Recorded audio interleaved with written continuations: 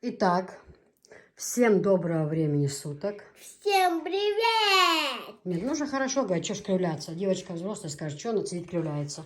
Ты должна сказать, людечки, всем доброй ночи. Людочки, всем добрую ночь. Да, как поживаете, как у вас здоровье, поживаете?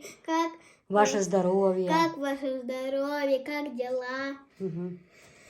Расскажи о себе немножко, что ты сегодня делала. Им же хочется узнать, где ты была. Сегодня играла с бабушкой. Потом А утром куда ты пошла? утром я пошла в садик и вернулась. Угу. А что вы делали в садике? А завтра О, это уже не очень хорошо. дома! Потому что завтра... Я шучу, завтра Висфанчик же должен приехать. Да. Но, людечки, вы не знаете самого главного. Кстати, я тоже, по-моему, не поздоровалась. Ассаламу алейкум, всем доброго времени суток. Я говорю, я же говорю. Ты сказала уже. Нет, сейчас ты сказала, теперь я говорю, ладно? Всем доброго времени суток. Бюстик Хилма серии. У нас 9 вечера, мы только приехали с ленты.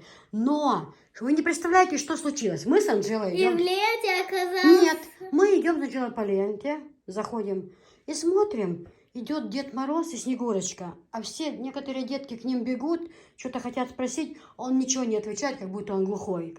Они, Дедушка Мороз, он так, знаешь, быстро закупает, все грузит, что-то. Я такая удивилась, думаю, спросила, говорю, почему так? А Снегурочка говорит, он не хочет пока детям себя показывать, потому что потом не будет сюрприз. Он быстро покупает подарки, чтобы дети ничего не видели, а то они если видят, им же уже не будет интересно потом.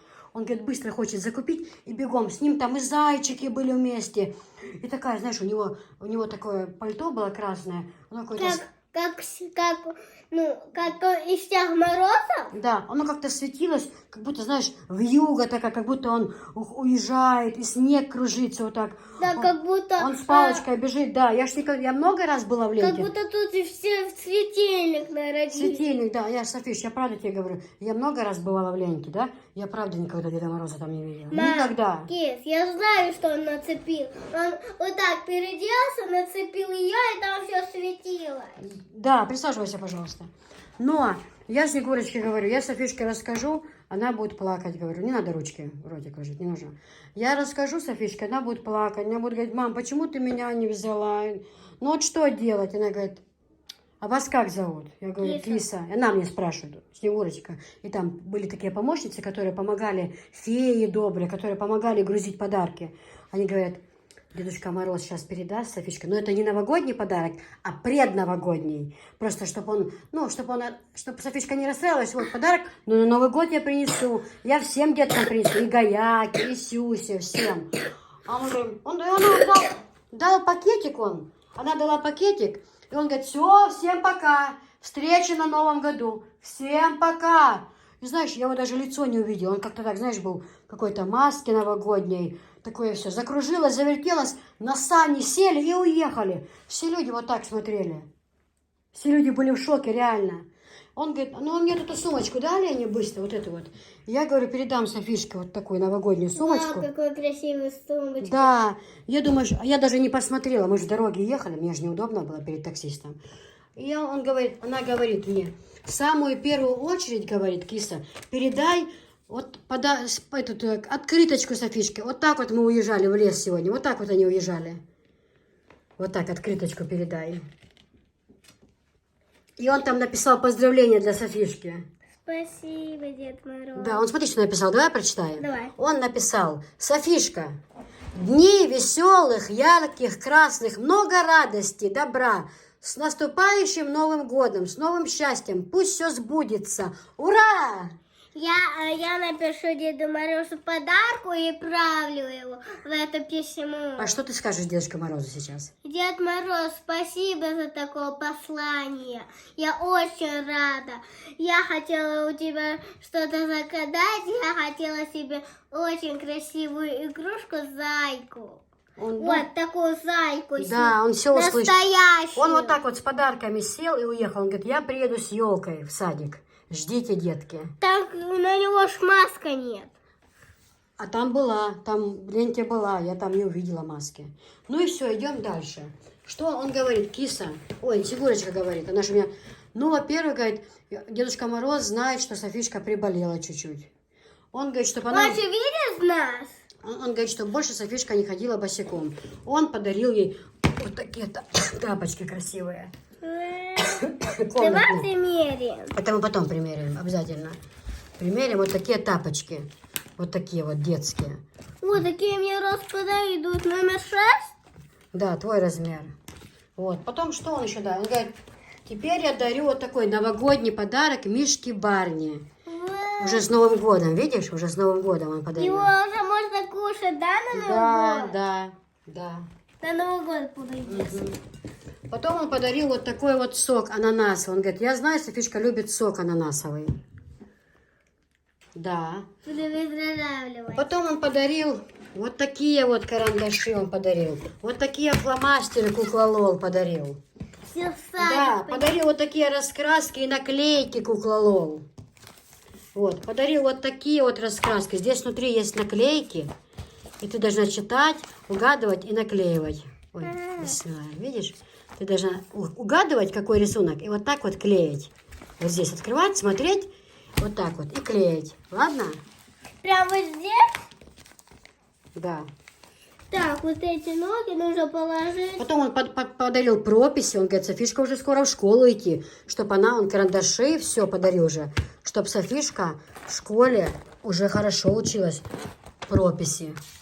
Чтобы буковки писала. Вот ей, говорит, фломастеры, карандаши Вот, передаю. тебе ручки надо. И ручки он передал. И ручки передал же. Мы потом покажем. Ки, смотри. А еще что он передал? Смотри, что он передал. Внимательно смотри.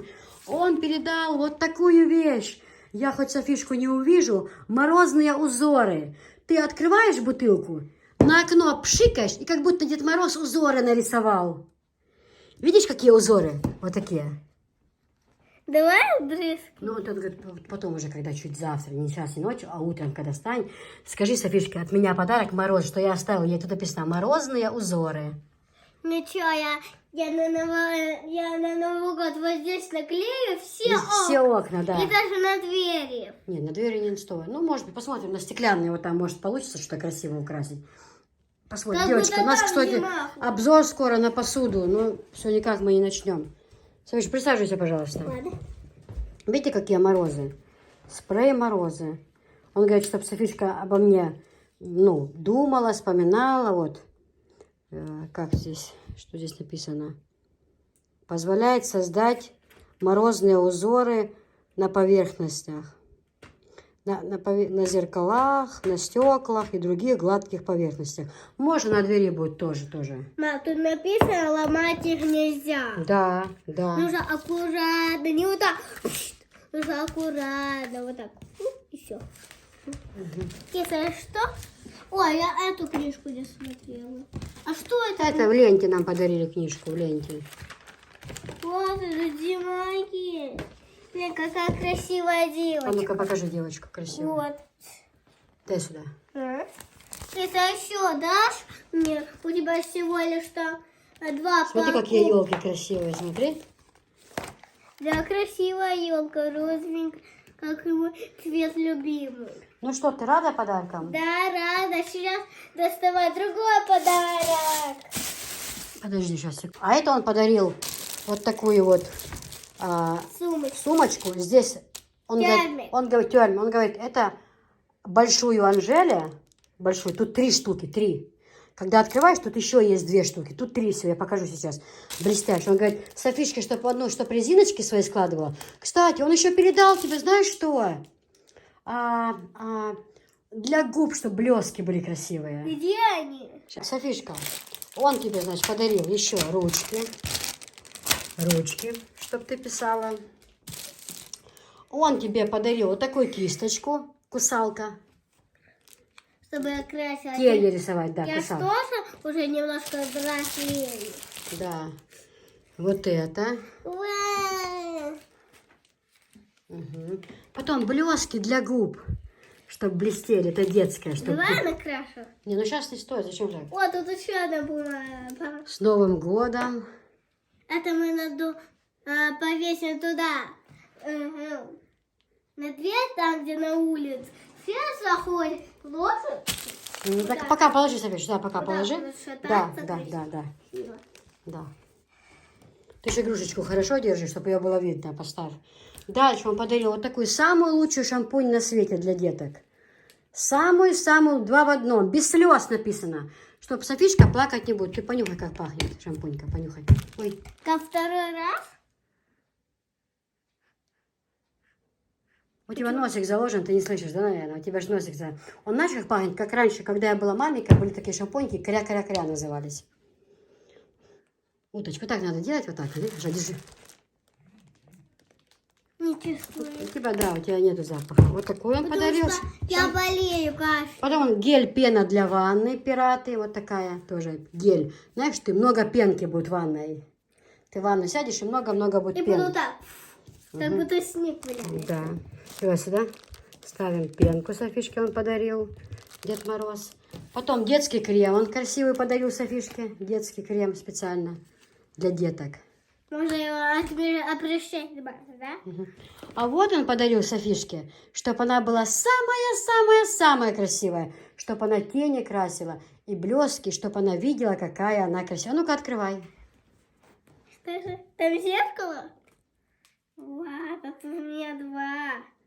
Покажи людям, повели. Угу. Видишь? И тут череножки. Череножки, да? Ты будешь вот так, кусалка. Где кусалка? Где твоя эта кисточка, которую я тебе подарила? Не я, а Дед Мороз. Держи. Покажи. Вот кисточка, кусалка, видите? А ты накрасить.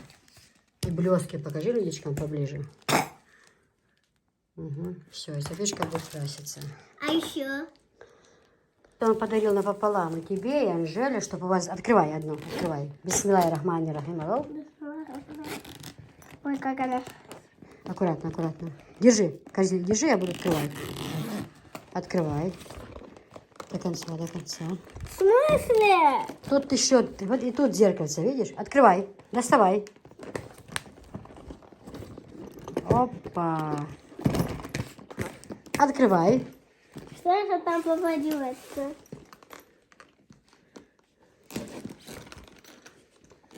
Там что, еще одна будет?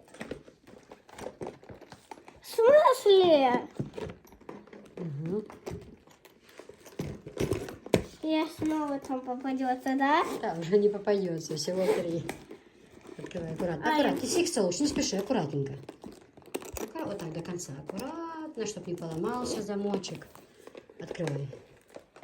Вот видишь? Ты сюда можешь положить себе вот так вот. Открывай, открывай. Я могу все Не, вот эту лучше, вот эту. Там слишком маленькая, вот это будет твоя. Открывай. Ага. Ты сюда можешь положить свою кисточку, Давай все тут. губнушку свою. А это пусть маленькую. Открывай, открывай, еще открывай. Пусть маленькую. Зеркальце и крем. Кисть, да? И что-то другое по этим. Закрывай. Все, это твоя. Это Анжелина. Вот тут у нее. это? А здесь у тебя будут резиночки твои все. Все твои заколочки, резиночки, чтобы они не валялись. Здесь будет письмо мое. Так, Ну так, что ты скажешь Деду Морозу? Говори. Ой, как кашляешь. Уже отхаркиваешься. спасибо, Дед Мороз. Да, спасибо. Так сильно кашляет она у нас. Но мы даем ей лекарства. Нам отправили тоже с Ростовской области. Женщина отправила такой, как бы он, как... Мам, помоги расстегнуть. Ну, как сироп, что ли. Из шелковницы девочки сделан. Я покажу. И она пьет, и прям хорошо так откашливать стала вообще. Нет, это и надо ложить, Софиш. Он где твои... Мы поставим, на зеркало повесим, чтобы ты я видела. могу туда ручку ложить. Нет. Туда садись, иди. Я забыла. Так, а я все разложу туда. Алло, что? Туда иди, на ту сторону. Ух, чуть не упала. Ничего страшного. Ты сегодня выключила камеру.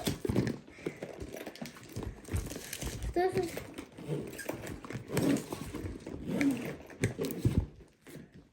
Я забыла еще.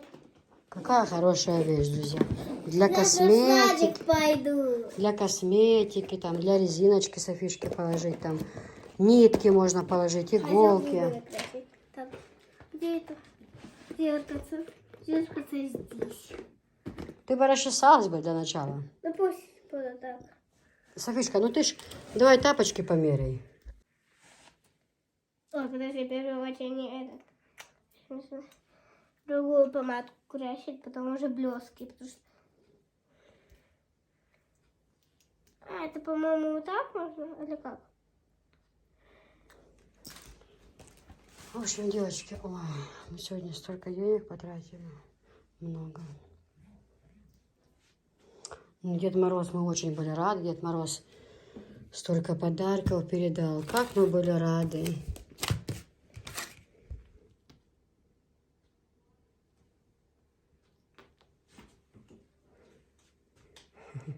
Мы столько накупили? Это мы не накупили, Дед Мороз передал. Ой. А, тут есть. Ну все, будем заканчивать свой обзор. Еще покажу продукты, что купили. Да, Софиш? Потому что детская закончилась. Покажи детское. Это все детское. А, да? Ой, ты покажи, губы накрасила. Покажешь как. Ой. Вот только не блестит. Блестит, конечно.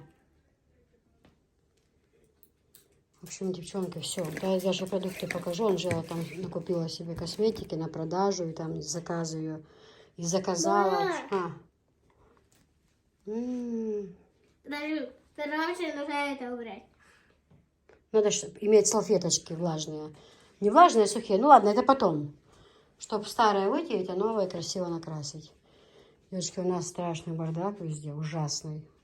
Чехлы, конечно, на стуле я вчера постирала, они чистые. Мам, ты слышал, как они пахнут? Угу. Нужно нам тюли, шторы, все это нужно постирать. Палас постирать. В общем, завтра должен Висхан приехать. Но это вы уже завтра будете смотреть, возможно, он уже будет дома. Ну, в общем, нас много надо. И вообще, я, наверное, хочу другие тюли сюда. Эти меня уже раздражают, если честно. Друзья, всем доброго времени суток. Ассаламу алейкум. Дедика ахил масера. Куреш тушу, муаш тушу. Мокшхат мельвезек мокшуй. Бисмиллахи рахмани рахим. Я вот сегодня хотела... Это даже не то чтобы обзор. Я давно мечтала об этих книгах. Я их заказала. Ну, основная книга это воспитактика. Это навигатор для родителей в современном мире. Ну, это для мусульмане книга, да, как правильно сейчас воспитывать детей, что нужно, что можно, а что нельзя. Здесь, в общем, очень-очень интересная книга. Очень интересная. И вы знаете, если вам это интересно, многие писали, мне спрашивают, кто заказывал подобные книги, я их отправляла. Ну, не один в один там вот что-то такое вот, связано там с религией, да, с обычаями, вот, то я в некоторых своих роликах вот прям буду брать какое-то что-то, вы знаете, здесь многое будет то, что и для меня, как сказать, но не сказать, что новое, вы знаете, много чего есть такого, что я знаю внутри себя, но я не могу это объяснить, да, вот, грамотно, да, вот, как это, вот, правильно объяснить я просто не могу. А я слышала это вот по телевизору, вот, когда Мулла говорил, вот что-то вот интересное, вот буду брать темы, и будем мы с вами говорить в роликах об этом. И я буду читать и вместе с вами, вот как укрепить веру, вот все, вот именно для детей, да, вот именно нам, родителям, создана эта книга. Очень интересная, очень интересная. Иншаллах, я ее буду читать. С сегодняшнего дня начну обязательно. Далее 30 правил успешного воспитания детей.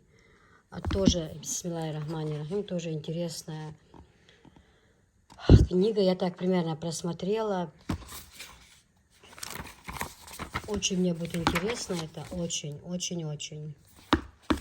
И мы с вами будем их читать, смотреть. Следует обращаться с ребенком соответственно его возрасту. Народная мудрость гласит: играй с ребенком 7 лет. Играй с ребенком 7 лет, воспитывай, получай его 7 лет. И будь ему другом 7 лет. Ребенок проходит 3 стадии, каждая из которых предполагает особое отношение к нему. Стадия первая. Играть с ребенком 7 лет. То есть до 7 лет это период игр, развлечений и невинности. В этот период не используйте ни телесное наказание, ни лишение чего-нибудь, кроме исключительных случаев. А воспитание состоит в формировании ребенка хороших привычек. Посланник Аллаха играл и шутил с детьми, относился к ним с любовью, милосердием и состраданием. Он, например, как-то поцеловал Аль-Хасаба ибн Али, когда тот был маленьким, когда у него сидел Аль-Бакра ибн Хасиб, и Аль-Акра сказал: «Поистине у меня 10 детей, но я никогда не целовал никого из них». Посланник Аллаха посмотрел на него с удивлением и сказал: «Не будет помилован тот, кто сам не проявляет милосердия к другим». Ну, то есть до 7 лет, да, вот я тоже, Софишка у нас, она пока маленькая, и я вообще прощаю ей буквально все, да, но ему случалось также отвлечься на детей и удовлетворить их потребности, когда он стоял перед Господом в своей молитве, которая была отрадна его очи, его ответственности, или в то время при проповеди, в которой доносил людей. Однажды он вышел для совершения полуденной или после полуденной молитвы, неся на руках Аль-Хасана, Аль-Хусейна. Дойдя до места молитвы, он поставил ребенка рядом с собой, затем произнес такбир для молитвы и стал молиться. Опустившись в земной поклон, он долго оставался в таком положении, а когда молитва закончилась, люди сказали: «О посланник Аллаха, ты так долго совершал земной поклон, что мы решили, что что-то случилось, или тебе не посылается откровение». Он же сказал: «Ничего такого не было, просто этот мой сын залез на меня, и я не хотел торопить его, пока он не слезет, пока он не сделает все, что он хочет». Вы представляете? Я сейчас говорю, у меня правда слезы. У нас даже видео есть. Если бы я смогла вам его выставить на обозрение, я бы его с удовольствием. У меня прям слезы. Был такой случай, Софишка маленькая была, ей годик, и супруг тоже совершал молитву, и она только не делала, она била его по спине, становилась перед ним, обнимала его, целовала его. Ему было очень сложно дальше совершать молитву, все эти действия были. И вот он также не прервал ее, он также в каких-то моментах, если он нагинался, он долго оставался в таком положении, потому что она сидела на спине у него, или она ему мешала закончить эту молитву. Да, это то, что касается детей, что вот не стоит их обижать. Там. И даже во время молитвы человек, будучи в этом положении, он не смог, ему пришлось долго оставаться в таком положении, чтобы не торопить его, пока он сам не сделает все, что он хочет. Настолько ребенок в исламе, настолько он, то есть они балуются, они могут, на свои 7 лет они же такого уж плохого ничего не будут делать, там, я не знаю, я имею в виду там курить там или принимать что-то, но вот такие какие-то там, что-то сказал там, да, где-то неправильно там, например, когда мы сидели недавно в кафе, и Софишка, мы обсуждали эту тему, и Софишка сказала: «Ну-ка, давай пойдем, сейчас я им сейчас дам». Вот это то, что, за что следует наказание. Не нужно, чтобы она в таком возрасте, да, шла в магазин и взрослым людям там что-то давала, кричала, говорила. Но я тогда на камеру ничего не сказала, а когда мы пришли домой, просто в кафе были люди, я сказала: «Софишка, ты так нельзя говорить». Чтобы она не обиделась, ты же маленькая, а там люди взрослые. Мама просто ж пошутила, мама просто с тобой так пошутила. Наши вещи там остались, мы тетю попросили, что мы пойдем по делам, а так как у нас были продукты, которые должны находиться в морозильнике все время, поэтому мы не могли забрать с собой наши сумочки, поэтому мама их там оставила и попросила тетю, хорошо? А нельзя же заходить на тетю, кричать и говорить, как ты говорила. Ты просто маленькая, ты еще ничего не понимаешь, тетя взрослая, так нельзя разговаривать. Если даже мы забыли бы там, я говорю, мы бы должны были зайти и сказать: «Извините, мы здесь забыли свои вещи. Можно, может, посмотрите, может, где-то вы увидите, поищите», или вот как-то, вот так нужно. А говорить так, опять-таки, ей еще даже нету 7 лет, да, ей только 6 лет. То до этого нужно с детьми, чтобы у нее сейчас ей полностью свобода, да.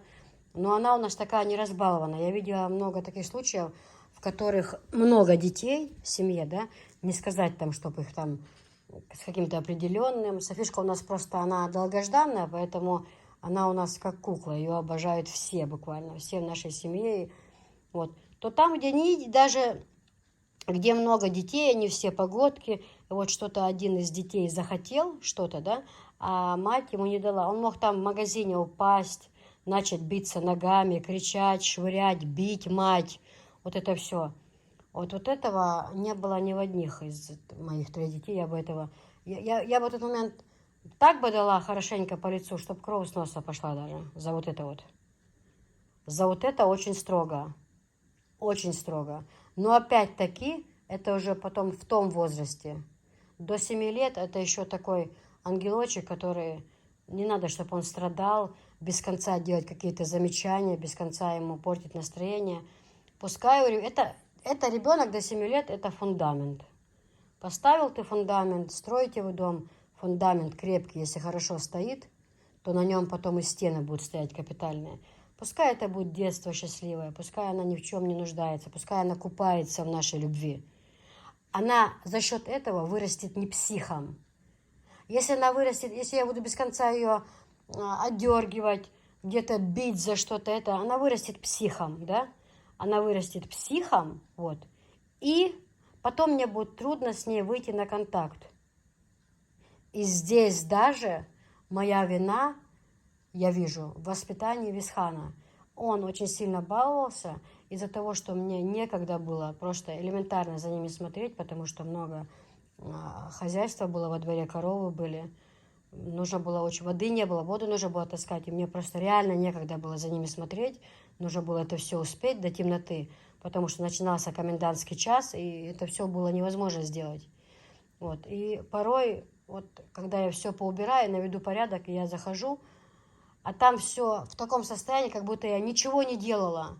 А вот-вот уже должна приехать с рынка свекровь. И вот если бы она это увидела, конечно, это было бы неприятно, и она бы мне сделала замечание, да? В том плане, что в любой момент люди могут зайти. Почему такой беспорядок? Как бы я ни убирала, стоит мне уходить в другую комнату, там я там убрала, пошла в кухню тесто месить там на хлеб или что-то кушать готовить, либо дрова заносить. Я через 5 минут захожу, то же самое. И за счет этого Висхан у меня очень много получал. И он стал психом, из-за этого я бы не сказала, он стал таким, после взрывов, да, вот он сильно кричал, пугался долгое время, и он даже заикой у нас стал. Я уже боялась, что он навсегда останется заикой. Особенно, когда свекра ранила, практически около них взорвалась. Осколки прям, да, летали по всему двору. Я так помню, мать, ты представляешь? Когда мы за диваны прятались. Да, он тогда сильно кричал, кровь была по всему коридору. Прям, знаете, у него в руках был медвежонок маленький, он игрался. А дедушка сидел на скамеечке на пороге. И он его ласкал, Висханчик игрался. И когда уже мы поняли, что это не шутки, когда это уже прям по соседству с нами, свекор, да, где что это, он успел крикнуть мне. Я тут в коридоре, у нас там была как летняя веранда раньше, где вот у нас коридор, где зеленая плитка. У нас раньше дверь была, вот с кухни выходишь, где сейчас окно, окна не было, был прямой выход на улицу. Ну, все было по-другому, мы все переделали. У свекрови комнаты, вход был не там, не с коридора, а вот здесь, в доме. Я как-то вам покажу потом. У нас все было тогда по-другому. Тут на самом деле много чего переделали, перестроили. И когда он понял, что это уже не шутки, он мне крикнул: Киса, быстро забери его. Занеси в дом быстро ребенка.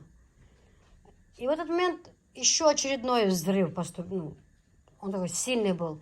И я только успеваю хватать ребенка, да, забегать в дом, и сверху за мной бежит свекр, заходит. Не бежит, он заходит со мной.